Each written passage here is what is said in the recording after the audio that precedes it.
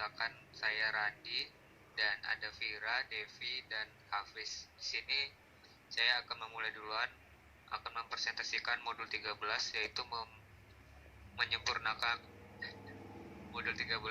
menyempurnakan model kelas desain. Lanjut. Tujuan. Setelah mempelajari modul ini, Anda dapat yang pertama, memperbaiki atribut model domain. Yang kedua, memperbaiki hubungan model domain. Yang ketiga, memperbaiki metode model domain. Yang keempat, deklarasikan konstruktor dari model domain.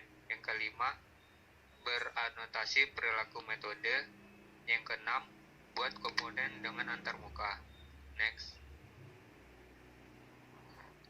Selanjutnya di sini terdapat peta proses. Dapat dilihat gambarnya, di situ terdapat aktor yaitu modul metal bertanggung jawab. Terdapat NFRS yaitu model arsitektur dan FRS model desain, dan menjadi satu menjadi model solusi dan menjadi kode. Next.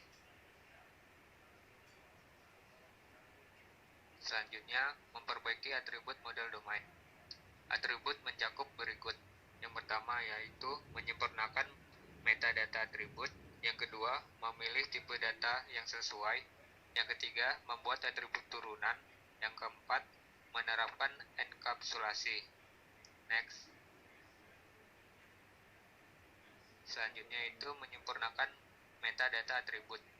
Deklarasi atribut dalam diagram kelas UML mencakup yang berikut, yaitu ada nama, visibilitas, kemudian ada jenis, multiplicitas, kemudian ada nilai awal, dan yang terakhir ada kendala atau one of changeable and only of frozen.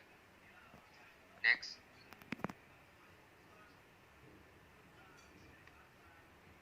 Itu ada menyempurnakan metadata atribut. Di situ terdapat ada query-nya, visibility, nama, dalam kurung multiplicity, dalam kurung tipe sama dengan init, value, dan constraint. Di situ terdapat ada gambarnya, terdapat kelas customer dengan atribut nama depan, nama belakang, alamat, dan nomor telepon. Di reference menjadi customer, nama belakang, nama depan, nama belakang, alamat, dan telepon. Next.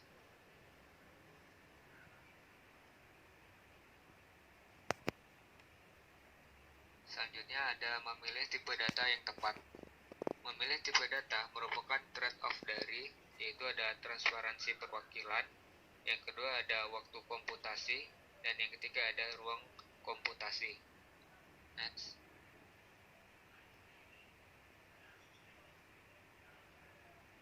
Di sini ada tabel memilih tipe data yang tepat.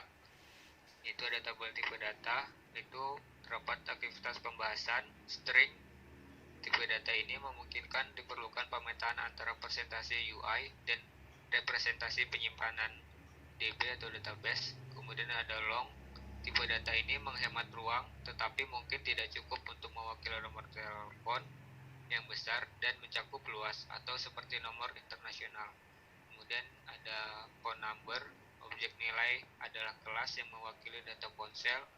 Tipe data ini transparan secara representatif, tetapi membutuhkan pengkodean tambahan. Kemudian ada carry.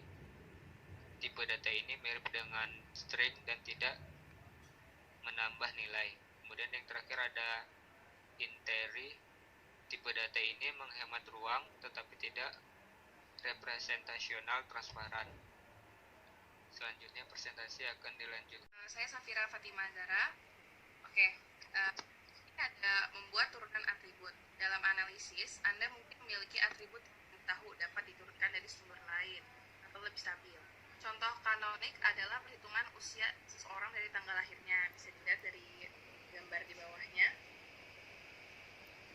Menerapkan enkapsulasi. Untuk menerapkan enkapsulasi, ikuti langkah-langkah ini. 1. Jadikan semua atribut pribadi atau visibilitas. 2. Tambahkan metode pengakses publik untuk semua atribut yang dapat dibaca. 3. Tambahkan metode mutator publik untuk semua atribut yang dapat ditulis. Tidak perlu. contoh enkapsulasi ini ada di gambar di bawah ini ya. Memperbaiki kelas penghubung. Tidak ada perbedaan yang jelas antara analisis dan desain, terutama dalam hal pemodelan asosiasi kelas. Desain biasanya membahas perincian ini, jenis asosiasi, terus arah transversal, terus asosiasi yang berkualitas,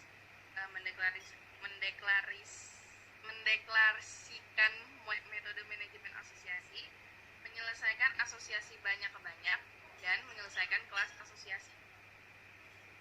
Nah, ada 3 jenis hubungan: asosiasi, agregasi, dan komposisi. Hubungan-hubungan ini menyiratkan bahwa objek terkait entah bagaimana terikat pada objek asli, biasanya sebagai atribut instance. Ada jenis hubungan lain, ketergantungan, yang menyatakan bahwa satu objek menggunakan objek lain untuk melakukan beberapa pekerjaan, tetapi tidak ada atribut instance yang memegang objek itu. Asosiasi, hubungan semantik antara dua atau lebih pengklasifikasi yang menentukan koneksi di antara instance mereka. Ini ada contohnya, contoh gambarnya. Pengumpulan, suatu bentuk asosiasi khusus yang menentukan hubungan ke seluruh bagian antara agregat dan bagian komponen. Selanjutnya akan dilanjutkan oleh teman saya Devi Permataningrum. Ya, saya Devi Permata akan melanjutkan presentasi dari Vira. Komposisi, suatu bentuk agregasi yang mengharuskan instance dimasukkan dalam paling banyak satu komposit pada satu waktu, dan bahwa objek komposit bertanggung jawab atas pembuatan dan penghancuran bagian-bagian itu. Ya, bisa dilihat ini gambarnya. Next.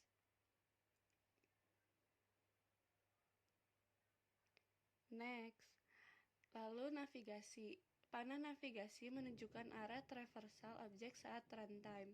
Bisa dilihat ini dari kamar, hubungan dua arah implisit dari kamar ke milik, hubungan dua arah eksplisit dari kamar ke milik itu ada panahnya. Terus habis gitu hubungan searah eksplisit dari kamar ke milik, terus kamar ke milik juga ada panahnya. Next.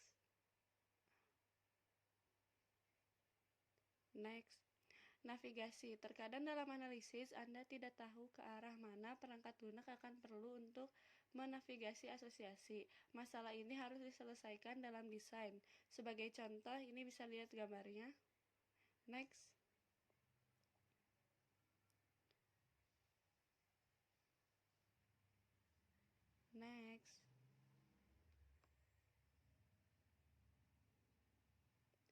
Asosiasi berkualitas.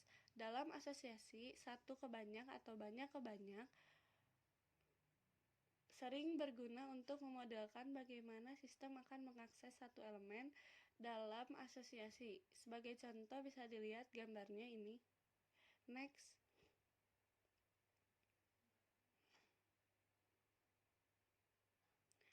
Metode hubungan. Metode asosiasi memungkinkan klien untuk mengakses dan mengubah objek terkait. Ada 3 kasus, ada 1 ke 1, 1 ke banyak, dan banyak ke banyak. Hubungan 1 ke 1 memerlukan variabel instance tunggal. Bisa dilihat ini gambarnya ya. Next. Metode hubungan. Hubungan 1 ke banyak memerlukan penggunaan koleksi. Ini bisa dilihat contoh gambarnya. Next. Memecahkan beberapa hubungan. Mengelola banyak ke banyak asosiasi itu menantang. Pertimbangkan untuk membatalkan persyaratan ini pada waktu desain. Ini contohnya, bisa dilihat. Lalu next. Menyelesaikan banyak ke banyak asosiasi. Jika asosiasi banyak ke banyak harus dipertahankan, kadang-kadang dapat menambahkan kelas di antaranya dan mengurangi asosiasi banyak ke banyak. Tunggal menjadi 2 asosiasi 1 ke banyak. Sebagai contoh, ini gambarnya. Next. Menyelesaikan kelas asosiasi. Kelas asosiasi hanya bisa ada dalam model analisis. Itu harus diselesaikan menjadi kelas yang dapat diprogram di desain. Next. Menyelesaikan kelas asosiasi. Alternatif kelas asosiasi dapat ditempatkan di antara dua kelas utama. Ini bisa dilihat contoh gambarnya ya. Selanjutnya, presentasi akan dilanjutkan oleh teman saya Hafiz. Izin untuk melanjutkan presentasi yang telah dipresentasikan oleh Devi. Nah, di sini saya akan mempresentasikan slide 26 mengenai metode pemurnian. Metode ini diidentifikasi selama alur kerja berikut. Yang pertama ada analisis CRC yang menentukan tanggung jawab. Yang kedua ada analisis robustness yang mengidentifikasi metode dalam kelas layanan. Yang ketiga ada desain yang mengidentifikasi metode pengakses dan mutator untuk atribut dan asosiasi. Kemudian lain ada pemulihan terbalik dan operasi gratis. Next. Kemudian di sini ada contoh sintaks dan gambarnya sebagai berikut. Next.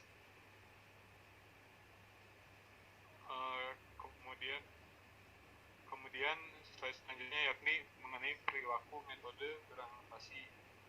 Di sini anotasi UML dapat dilampirkan ke setiap metode untuk mendokumentasikan perilaku metode. Dan inilah contohnya. Next. Kemudian di sini ada mendeklarasikan konstruktor. Konstruktor menginisialisasi objek dan sintaksis yang mirip dengan metode. Nah, di sini contohnya ada pelanggan, atributnya ada nama depan, nama belakang, alamat, dan telepon. Terus konstruktornya ada sebagai berikut. Next. Kemudian meninjau kopling. Idealnya model Anda harus memiliki kopling terendah sambil mempertahankan FR dan NFR. Contohnya sebagai berikut. Next. Kemudian ada meninjau kohesi. Idealnya model Anda harus memiliki kohesi tertinggi. Idealnya model Anda harus memiliki kohesi tertinggi. Berikut contoh kohesi yang rendah dan kohesi yang tinggi. Next. Kemudian membuat komponen dengan antarmuka. Kelas dapat dikelompokkan menjadi komponen yang kohesif dengan antarmuka yang disediakan dan diperlukan dengan baik. Di sini contohnya ada booking reservation, terus penginjaman, membership, dan sebagainya. Bisa dilihat contohnya sebagai berikut. Next. Membuat komponen dengan antarmuka. Panah ketergantungan tidak diperlukan jika Anda menggunakan notasi antarmuka yang diperlukan. Namun, Anda dapat menunjukkan panah seperti yang diilustrasikan dalam contoh berikut. Dan berikut contohnya. Next.